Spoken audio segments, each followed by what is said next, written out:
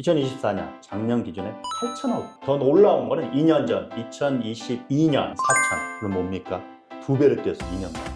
5천에서 지금 거의 최고가 2억까지 생각하면 거의 4배가량 올랐는데 2억 5천에서 3억 가까이, 그리고 최고로는 4억까지 되는데 그래도 좀 저렴한 편인 것 같은데. 안녕하세요. 탑빌딩 TV 대표 임영래입니다. 네, 정지호 팀장입니다. 여러분은 요즘 대한민국에서 땅값으로 가장 인기가 있는 곳은 어디라고 생각하십니까? 최근에 그 성수동에서 랜드마크가 될 건물이 개관을 했습니다. 아이웨어 브랜드로 유명한 젠틀몬스터인데요. 2025년 9월에 개관을 했습니다. 앞으로 이 주변의 땅값, 임대료, 또 상권의 지도가 바뀔 거라고 예상들을 많이 하고 있는데요. 저희 탑빌딩 TV가 이런 내용을 낱낱이 한번 파헤쳐 보도록 하겠습니다. 정 팀장하고 같이 성수역에서 걸어서 15분 정도 걸리더라고요. 신사옥이 이렇게까지 화제가 된 적이 없었는데 이렇게 화제가 되는지 궁금하긴 했습니다. 이 건물 이름이 어떻게 되나요, 대표님? 건물 이름이 있죠. 하우스 노웨어 서울. 저희가 들어갔을 때 전시 느낌이 좀 강했었고 내부의 매장이라고는 제가 보지 못했거든요. 1층에서는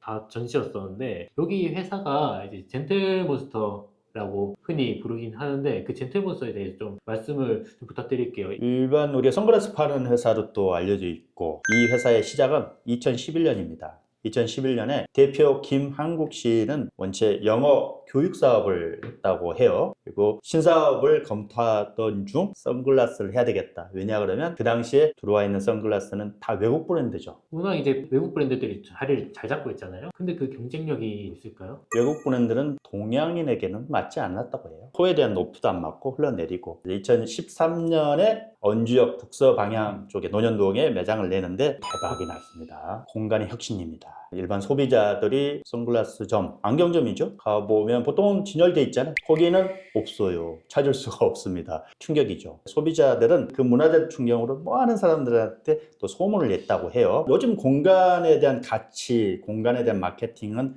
많이 이제 대중화되어 있습니다. 근데 2010년 초반에는 생소하던 때였죠. 일반 소비자들이 제품을 사기 이전에 느끼는 브랜드에 대한 가치, 브랜드에 대한 충성도를 높이기에 문화적인 시설을 줘야 된다. 뭐겠습니까?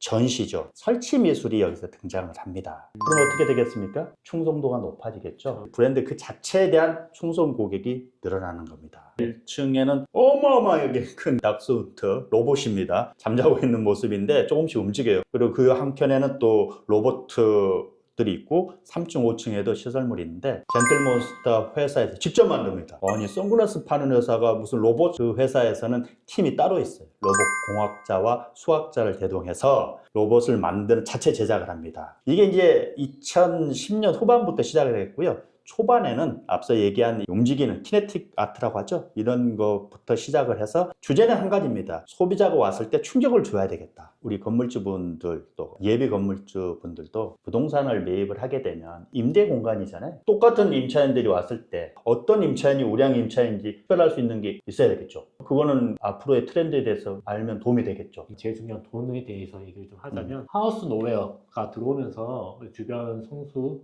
뭐 경제적 역량이나 효과가 좀 중요할 것 같은데 어떻게 좀 바라보고 계신가요? 사옥이 들어와서 주변에 미치는 영향은 두 가지로 짚어볼 수 있겠는데, 하나는 앵커 테넌트 효과, 두 번째는 상권의 확장, 이렇게 볼 수 있겠습니다. 앵커 테넌트 무슨 뜻일까요? 앵커는 네. 아나운서에서 오셨습니다. 일단 아나운서에 멈췄습니다. 앵커, 배에 닻을 얘기하는 거죠. 핵심 역할을 한다는 거죠. 보통 쇼핑몰에서 많이 씁니다. 스타벅스 같은 우량 임차인이 들어오면 주변도 덩달아 유동인구가 많아지는 그런 효과이고요. 두 번째는 상권의 확장. 지금 메인 도로는 어디입니까? 연무장길이죠? 연무장길이죠. 네. 지금 젠틀몬스터가 있는 도로가 뚝섬로라고 하거든요. 상당히 거리가 있어요. 15분 정도. 그 사이는 좀 비어 있잖아요, 지금. 학교도 있고 오래된 연립주택 있고 또한 자동차 정비 공장 지금도 많이 남아 있고요. 근데 젠틀몬스터 사옥이 자리를 잡게 되면 그 사이가 메꿔진다는 거죠. 네. 상권이 확장이 되니까. 아까 정 팀장이 그거 궁금해하던데, 제품은 한 켠에 밀려나는데 돈은 버는 거야? 매출 나오는 것 같아요? 사실 그 전시도 유료였으면은 제가 뭐 이해는 하는데 네. 무료로 다 감상을 하고 했었기 때문에 수익이 나오는지 궁금하긴 합니다. 건물이 이렇게 큰데. 지금 젠틀몬스터의 본사 II 컴바인드 기준으로 2024년 작년 기준에 8천억 가늠이 안 되잖아요. 더 올라온 거는 2년 전 2022년 4천억. 그럼 뭡니까? 2배를 뛰었어 2년 만에. 일명 제이커브 효과라고 할 정도로 엄청나게 뛰었고 그만큼 장사가 잘 돼요. 근데 별로 없는 것 같아요. 왜 장사가 잘 돼? 이는 궁금하잖아요. 매출의 50% 중국에서는 안 됩니다. 중국에 돈 있는 MZ세대는 젠틀몬스터 선글라스는 필수 아이템 그럴 정도로 상당한 많은 그 매출이 일어나고 있다. 주변 부동산 영향도 함께 준비를 했는데요. 이 사업 부지가 평당 약 5천만 원 정도 됐어요. 2018년에 거래가 됐고 최근에 24년 이런 사례들을 보면 평당 2억짜리가 뚝섬로변에 있고 그 안쪽에 1억 초반, 1억 이하도 조금 있고요. 이렇게 거래가 되고 있습니다. 5천에서 지금 거의 최고가 2억까지 생각하면 거의 4배 가량 올랐는데 지금 뭐 2억 5천에서 3억 가까이 그리고 최고로는 4억까지도 되는데 그래도 좀 저렴한 편인 것 같은데 같이 비교를 할 수는 없겠죠. 네. 거기는 메인 도로니까. 네. 그리고 우리가 전편에 다뤘지만 평당 4억 원도 얘기했었잖아요. 여기에 이제 도로변에 2억이 있다고 하지만 여기는 아무래도 업무장에 비하면 네. 떨어져 있는데 그걸 커버할 수 있는 강력한 젠틀몬스터가 들어와 있기 때문에 앞으로는 올라갈 수 있다 이렇게 봐야 되겠죠. 투자자들 입장에서는 네. 전략적으로 어떻게 좀 투자를 해야 되는지 제일 궁금할 것 같은데 대표님 의견은 좀 어떤가요? 투자를 고려하는 분들은 지금 대형 부지들이 아직도 많이 남아 있거든요. 개인보다는 일반 시행사 또는 법인들 위주의 거래 대상이죠. 오피스텔보다는 지식산업센터가 많고요. 그런 부지 주변에 소형 부지들 있잖아요. 소형 부지에 F&B를 꾸며보시면 좋을 것 같고요. 그리고 오래된 주택, 젠틀몬스터 사옥 8호 근처에 있어요. 최근 들어서 또 활발하게 이루어지고 있습니다. 여기를 눈여겨보시면 좋을 것 같습니다.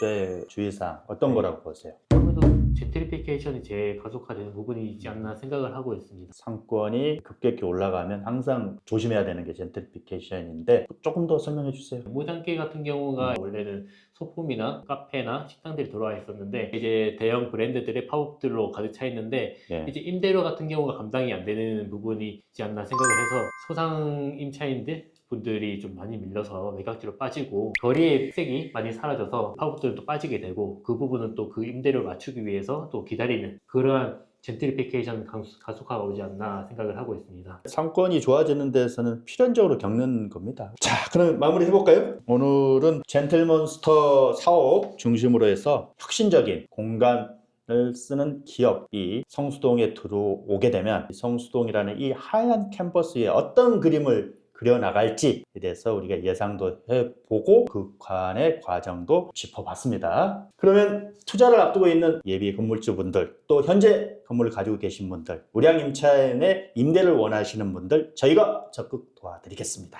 오늘 영상이 도움이 되셨다면 좋아요, 구독 부탁드리겠고요. 그럼 다음 영상에서 찾아뵙겠습니다. 감사합니다.